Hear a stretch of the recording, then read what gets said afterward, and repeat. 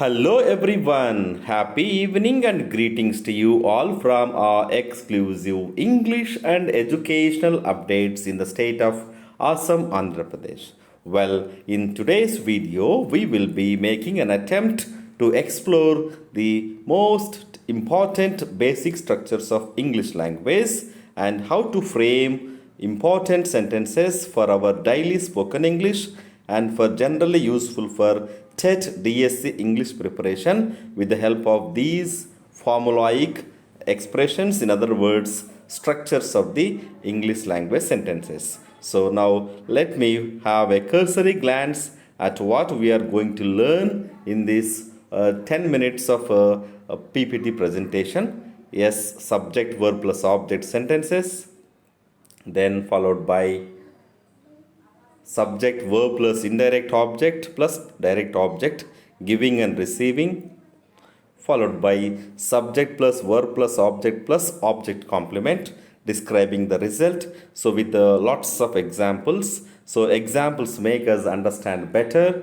Then subject plus linking verb plus predicate nominative, plus here subject plus linking verb plus predicate adjective describing the subject. So at the end of the video, you will be able to understand with crystal clarity, I promise you and I assure you. So next is subject plus verb plus adverbial, adding time, place and manner.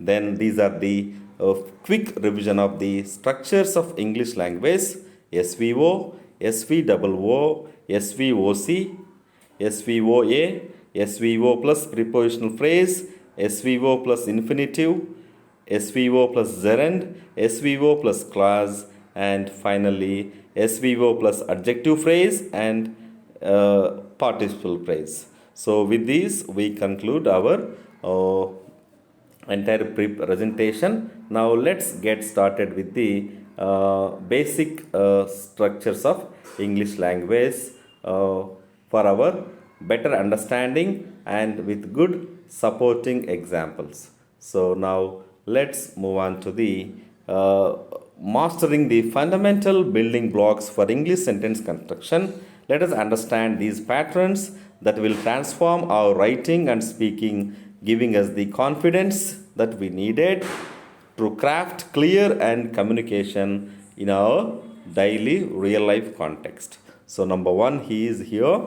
The simplest pattern that we have to get equipped ourselves with is SV, where S stands for subject, means doer of the action, and verb is representing the main action, right? So here the simplest pattern is birds, subject, sing, verb. So here we have the subjects, plural. That's why it doesn't take the S word here. Doesn't is a plural verb. Birds sing. Children laughed or laugh. The sun rises. Here the sun is singular and the verb takes S here. Students study. Right? Time flies. Birds fly. Right? So these are the examples of the subject plus verb pattern. One of the most important and good sentence structure for our daily spoken English. So now let's move on to the second one, which is subject plus verb plus object. So building complete thoughts. So in the previous sentence, the sentence may not be that much meaningful and it may not be complete in its sense because it stops with only verb. It doesn't require an object, right, which is the receiver of the action. So these are all called intransitive verbs in terms of active voice and passive voice. Now here we have the clear-cut objective with receiver of the action.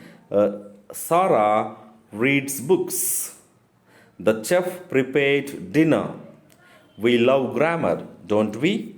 Dear aspirants, please do comment if you have doubts in the comment section. We will be able to respond to your queries and doubts with regard to English language learning in a faster manner.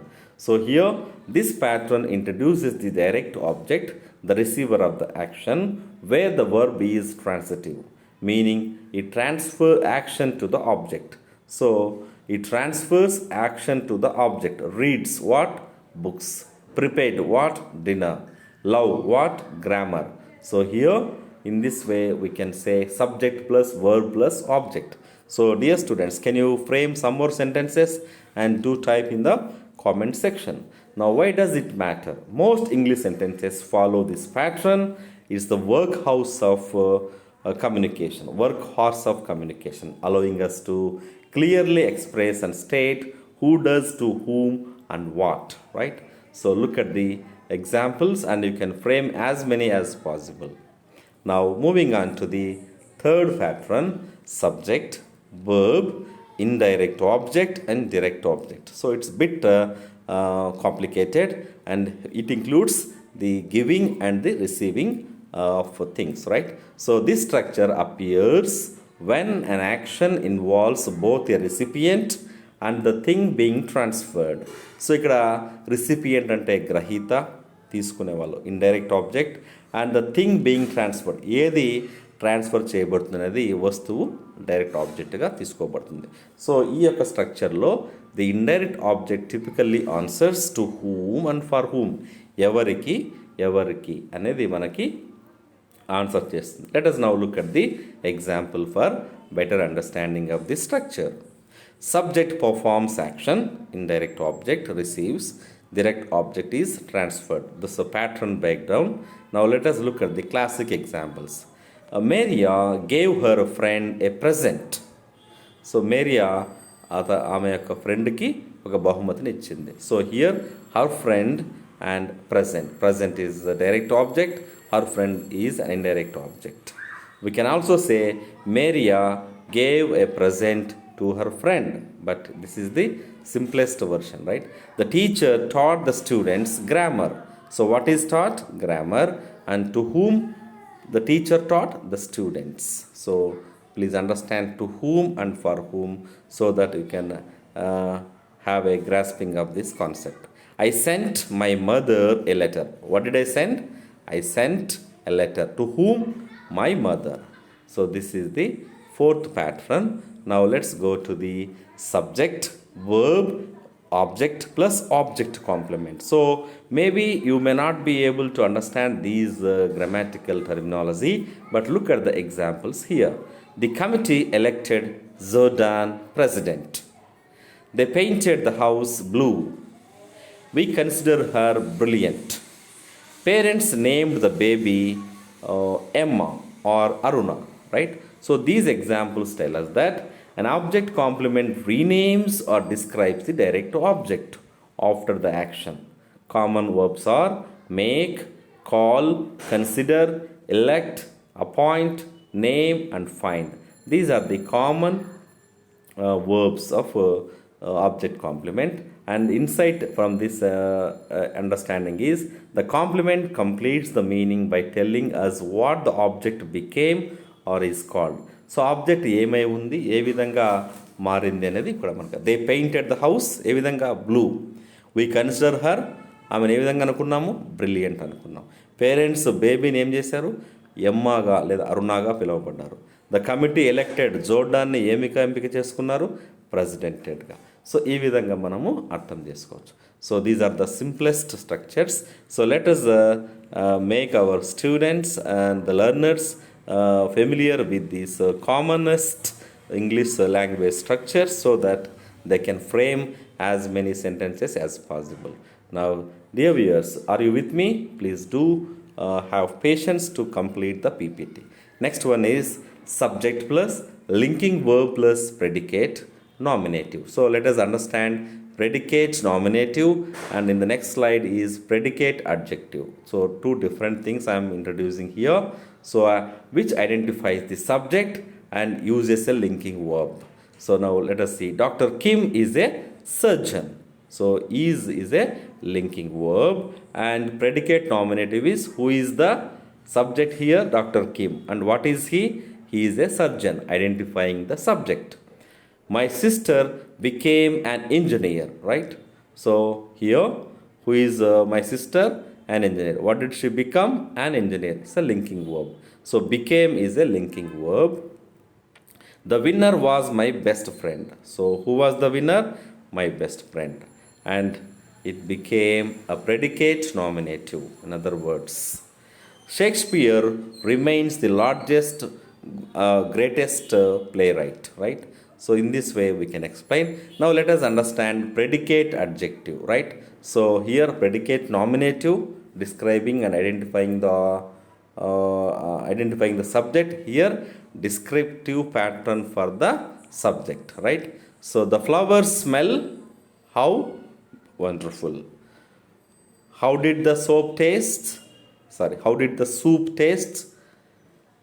Delicious. She feels confident. How does she feel? How does the sky look like? Gray, right? So these are the common examples, a descriptive pattern of the predicate adjective, where linking verbs to know, right? So these are the linking verbs: is, am, or was, were, look, sound, smell, taste, feel. I feel tired, right? She feels confident. Do you feel bored? I think you are not feeling bored. You are still connected. If you are disconnected, please reconnect and re engage yourself for this wonderful English language session. Now, let us look at the next pattern, which is subject plus verb plus adverbial. So, here adverb includes adverb of time, adverb of place, and adverb of manner. So here the meeting starts at noon. So at noon is an adverbial item.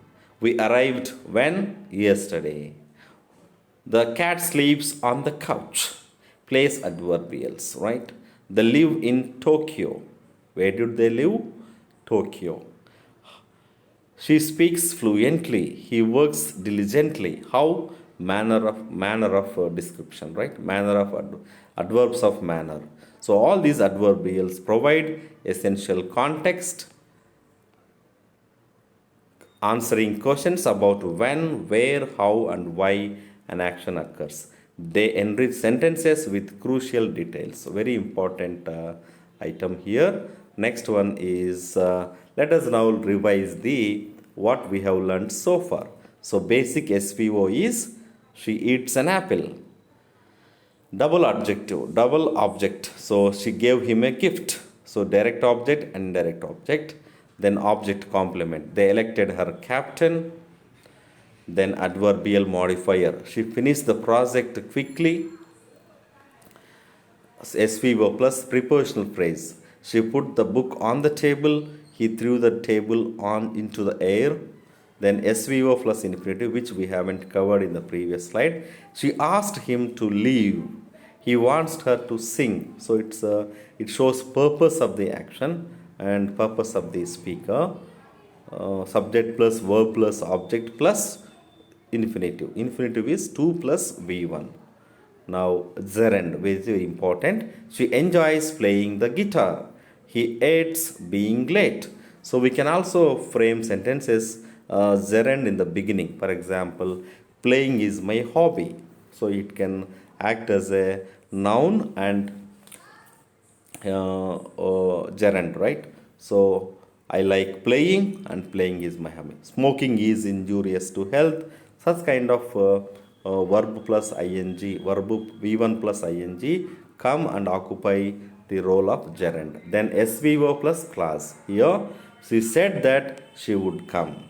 He knew that he was late. So here we have the clause starting with the word that conjunction, right? So in this way we can express our most important fundamental structures of English language easily, right? So now let us now look at the tenses, present tense, past tense, and future tense, and accordingly we can now learn tenses easily. So this is the next point of discussion in the next coming video. Wish you all happy learning and keep learning. Do subscribe and do share with your friends for more enriching English contents in our state of AP. Do take care. Jai Hind.